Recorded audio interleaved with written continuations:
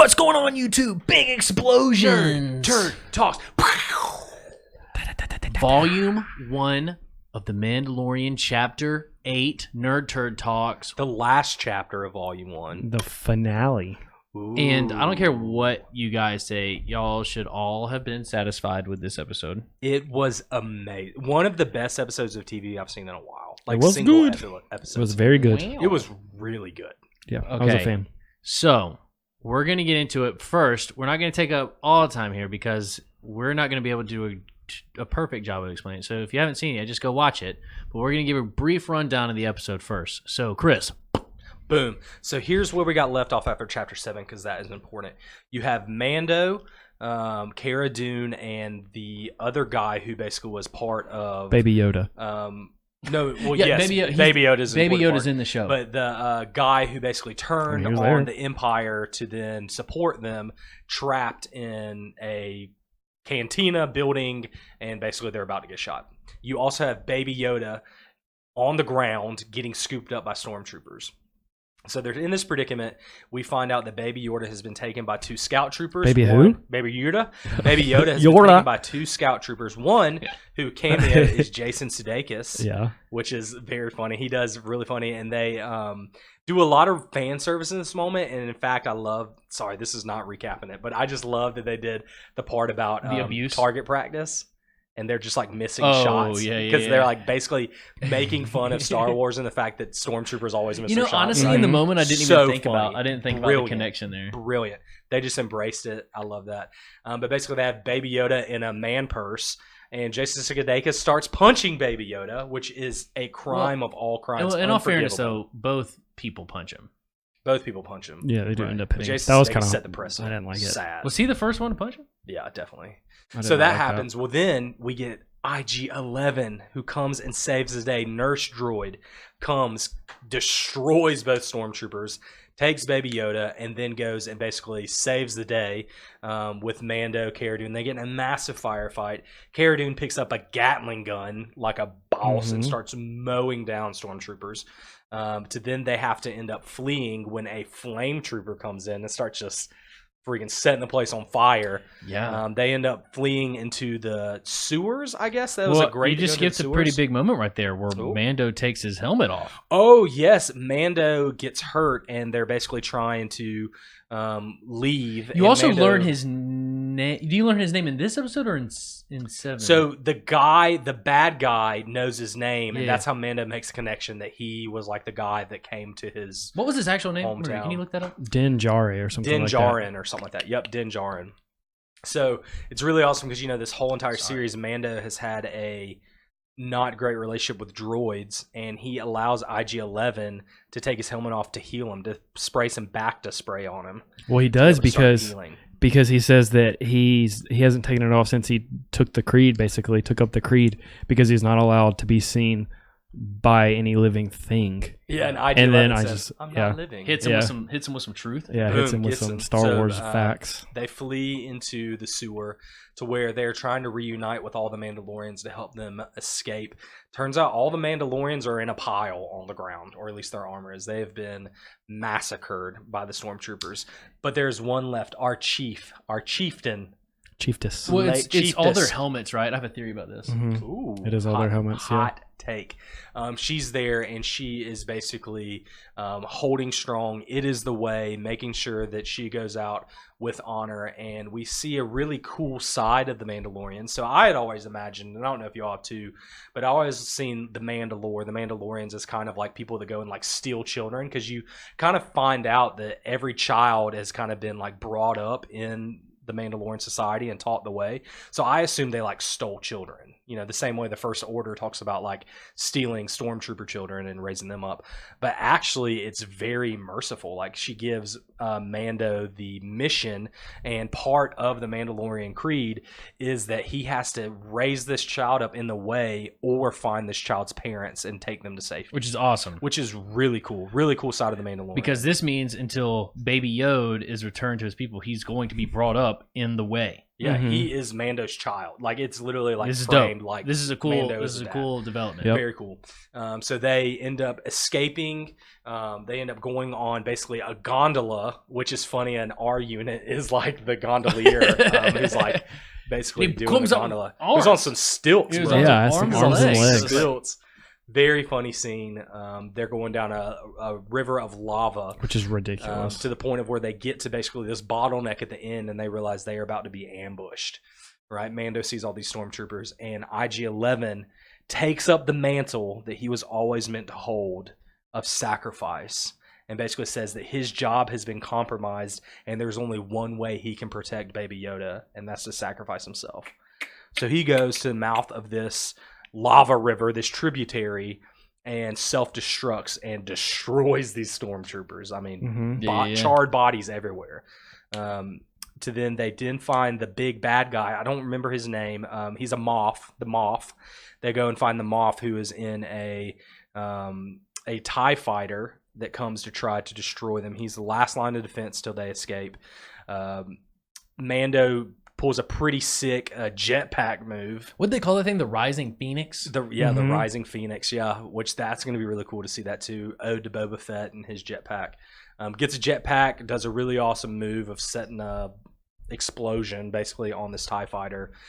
They end up escaping. But then the very last scene of this episode, and where we are left after chapter 8. And this is what got the people going. This got the people going.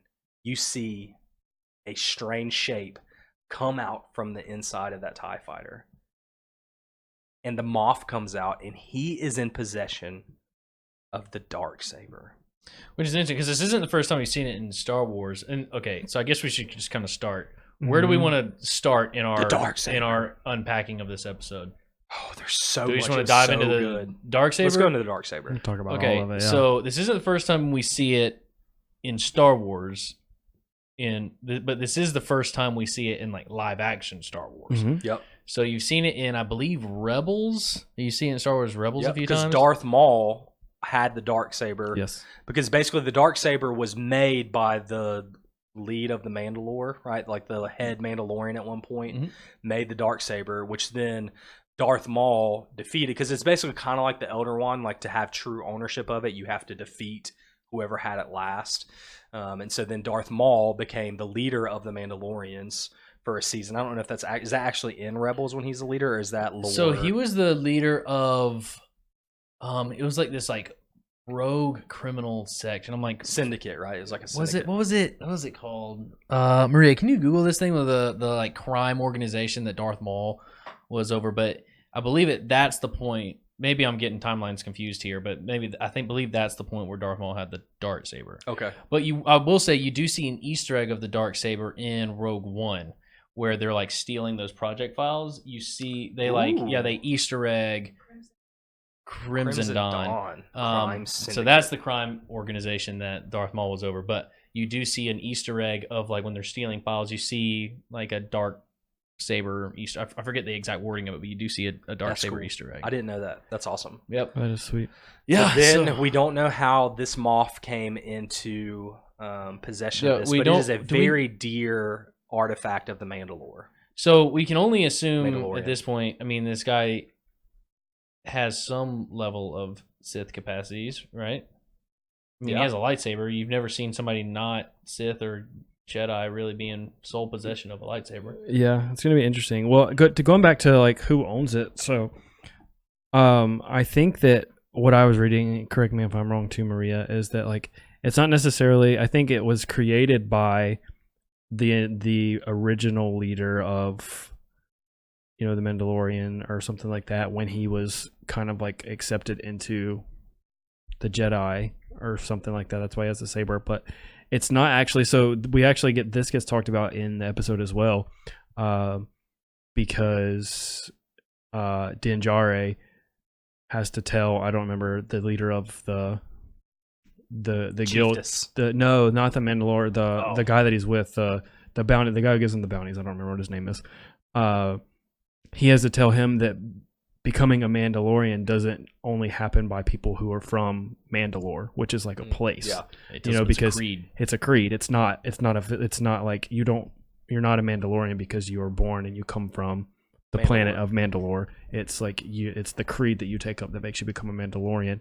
But the Darksaber, from what I read, is the person, whoever is in charge of, like, whoever is the leader or over Mandalore, like, is the leader of Mandalore, the actual place, is the person who has possession of the Darksaber typically when we see them. So that's why Darth Maul has it in Rebels or whatever it is because at the time, because of his crime syndicate, Crimson Dawn, I think he takes over, like, as the leader of whatever that place is. And so it's interesting. We're led to believe that this guy has done something that has left him in charge of Mandalore, or like as the like leader of whoever is the ruling party on Mandalore, you know, whatever's left of the Empire at this point, and all of that. So do you think he acquired? So here, my theory on the pile of helmets is that none of those Mandalorians were killed. Mm-hmm. So I believe they just removed all of their helmets, and then thus they were no longer quote unquote Mandalorians anymore, because, you know, like what they say, you know, once somebody sees your face, you can't put your helmet back on. Yes. Yeah. A living thing. And so you don't see blood, you don't see bodies, you don't see any of that. You just see a pile of helmets. And so, at least as far as I remember, I don't recall seeing any other armor. So I believe that they defeated them. They were basically taken prisoner, but then just removed all their helmets instead. And it would be interesting. I'm not like the biggest Star Wars lore guy, but it'd be interesting if that's when he just recently acquired the Darksaber from defeating those Mandalorians. Mm-hmm. Could be. Who knows? So that would be interesting to me. Yeah, another theory that I've seen that I kind of like is that he, you know, because we know that this guy has history with Mando and that he was on Mandalore when Mando got taken, right? We know that. That's how he knows his name. He was clearly a part of the takeover of Mandalore that we keep seeing flashbacks the entire time. So a lot of people think that he acquired the Darksaber then from Mandalore and is trying to then defeat the Mandalorian to become its rightful owner, right? So this whole like conquest, like he's in possession of the Darksaber, but he's not the master of the Darksaber yet. And so that's why he's so obsessed with conquering the Mandalorian, which I think is a cool kind of twist that, like, in addition to him just being part of the Empire, he's got his own like selfish motivations. Interesting. His, like, dual purpose in like trying to like go specifically towards the Mandalorian. Yeah. Now, does this guy play any significant role in like Star Wars lore up until this point? Like whoever this guy is in possession of the Darksaber, like, do we know anything about that? No, I mean he's a Moff, which means he's basically like a high-ranking official in the Empire. Right. So I guess what I'm more specific on is, has his name ever been mentioned in? I don't think so. Okay. That'd be cool. I'm pretty glad that they're kind of just staying on the like line of like keeping this completely disconnected from like the Skywalker saga in Star Wars. Yep. Like, because, you know, I would hate for, because I do agree, like, I feel like season 1 was like a pretty choppy season in the sense that it was almost like a video game where you had like a main storyline, but then you also just kind of had like odd side quests. There are only 4 episodes you needed to see to have the whole story. Like to get the gist of what season 1 was really about.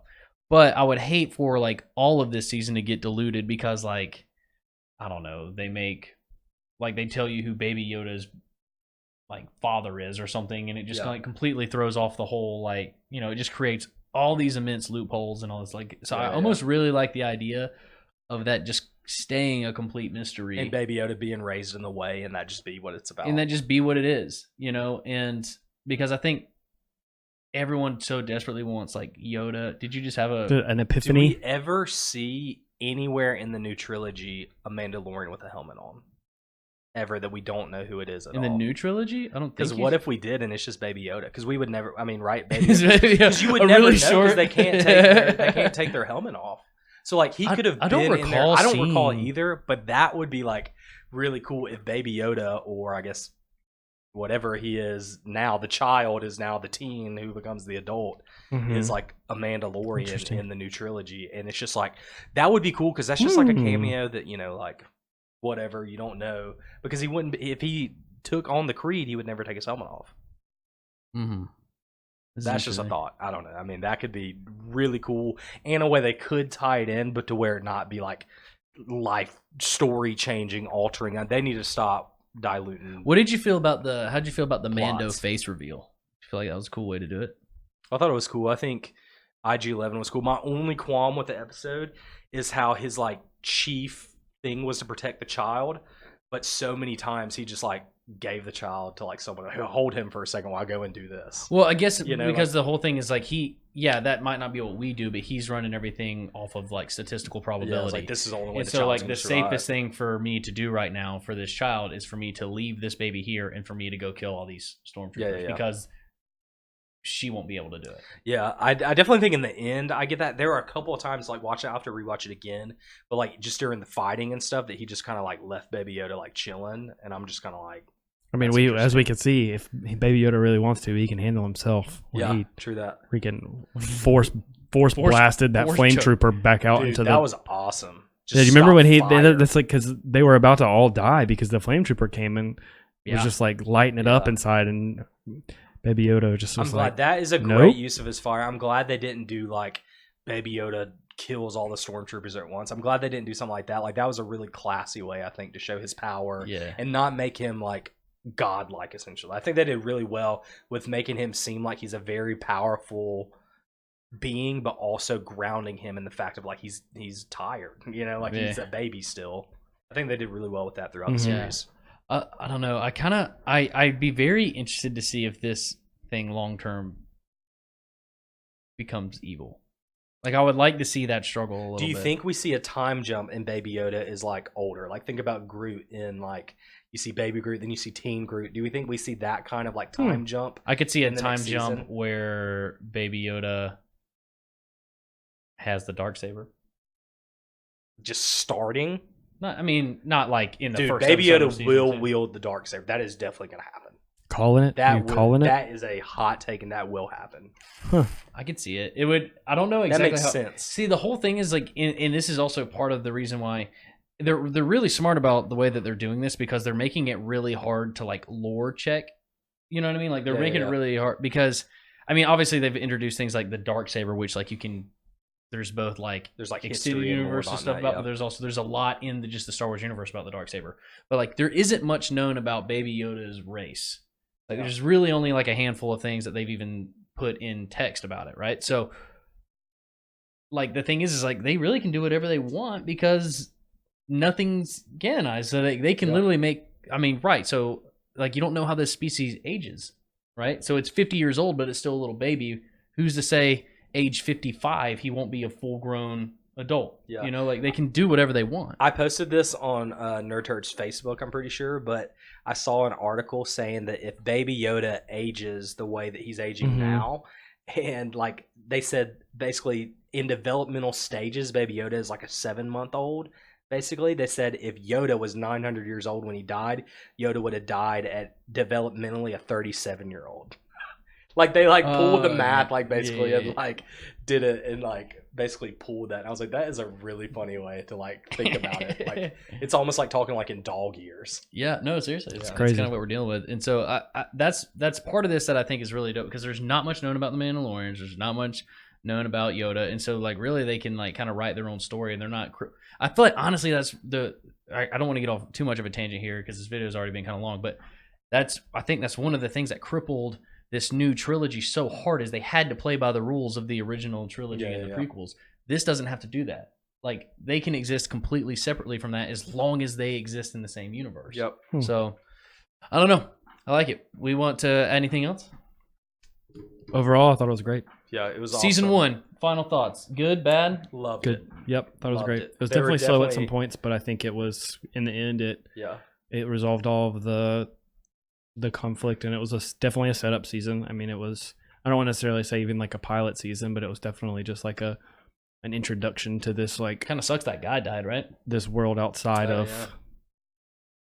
Oh well. the Quill? original saga. Yeah, he went out. He went out the way he wanted to go out. Yeah, he went out protecting Baby Yoda. So And they wouldn't be alive if he didn't reprogram IG-11. So, it's true. but no, I thought it was good. Once again, you only need to see episode 1, episode 4, and episode 7 and 8. If you have those 4 episodes, you have the whole entire plot of the show. Everything else is just good fun, and I'm cool with that. I think that Star Wars Agreed. in general has, kind of tired me out a little bit with trying to fit everything together like a perfect puzzle, because they're never going to please everybody. But if you make a thing where you introduce a cool lightsaber and have some cool gunfights and have a cute baby Yoda, I feel like this that is a prime recipe. Star Wars. I feel like this creates the level of Star Wars that everyone wants. And so people bad aren't with the tired Star of. Wars There's saga. not Star Wars fatigue, right? Like it feels new. Well, it's like it's just fun space adventures, right? Like and so that's I really do believe ultimately that's what just crippled this. Really, the last 6 Star Wars movies, it was like it became all about like lore and how does it fit in and does this make sense? Does this make sense with the character arc? I hate what they did with Luke, but like this is none of that. This is all just like here's a person going on a space adventure, which is ultimately what Luke Skywalker was. And I think this creates that Star Wars feel that people want so badly more than I think a 2-hour-long cinematic movie. Whether people will agree with that or not, I don't know, but it feels true for me because I feel like each time an episode drops of Mandalorian, it's just like fun. You know, like it's just a fun time. I'm not sitting here worried about like, I don't know. I hate what they did with I hate what they did with Luke's character. Like I'm just not having any of those conversations. Yeah. So I don't know, but I guess we'll leave it at that. So right, is that complete volume 1? Season 2's already been filmed. Yeah, in the process of filming. It'll be come out late 2020, right? Fall of 2020. Boy, it's crazy. So I guess this does it for year. volume 1 of the Mandalorian. And so I guess next time we do this specifically regarding the Mandalorian, it'll be volume 2. Ooh. So check it out. Make sure to like, subscribe, and do all the YouTube things. Leave us a comment if you want. If not, that's okay too. But goodbye. Bye. Leave us 20,000 likes. We love you. 20,000 likes.